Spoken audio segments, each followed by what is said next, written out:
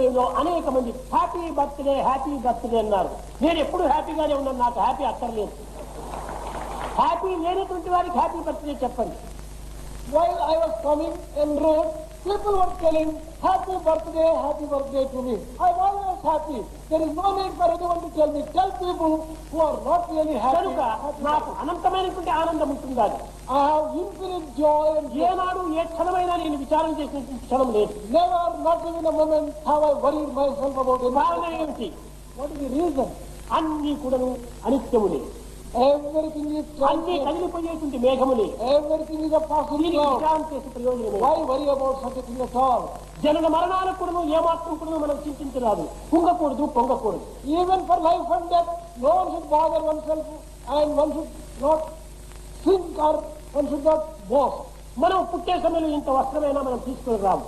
When we come into this world, we don't bring మనం పోయే సమయంలో మన వారికి మనం address ఇచ్చిపోము. when we are leaving this world, we are not even ఇంకవారు మనవారు ఎక్కవుతారు. కనుక ఇవన్నీ కూడా జగత్తు యొక్క పరిణామంలే. all these are natural changes in the world. ఉన్నంత వరకు కూడా అందరూ కలిసి మెలిసి ఆనందంగా కూడా జీవితాన్ని గడపాలి. As long as we live, let there be unity among us. Let us achieve God. భగవద్గీతం చేతనే మనం సర్వ బాధలు కూడా నివారణ గావించుకోవచ్చు. We can solve all our problems and difficulties through the chanting of the భగవంతుని name of the Lord. విస్మరించి జగత్తుని విస్మరించి ఏమి నీవు పొందుతున్నావు? What is it that you are going to achieve? Giving up God, having firm faith in this world. భగవంతుని విశ్వసించండి.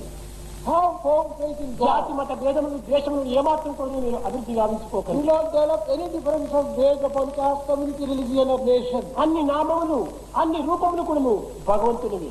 All names and all forms, సహస్ర శీర్ష పురుష సహస్రాక్ష సహస్రపాద.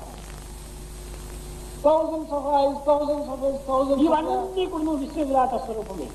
This entire area here is a Vishwavirat, it is cosmic form of the Lord. కనుక ఇట్టి దివ్యమైనటువంటి భావాన్ని విశ్వసించి దివ్యనామాన్ని స్మరించి జీవితాన్ని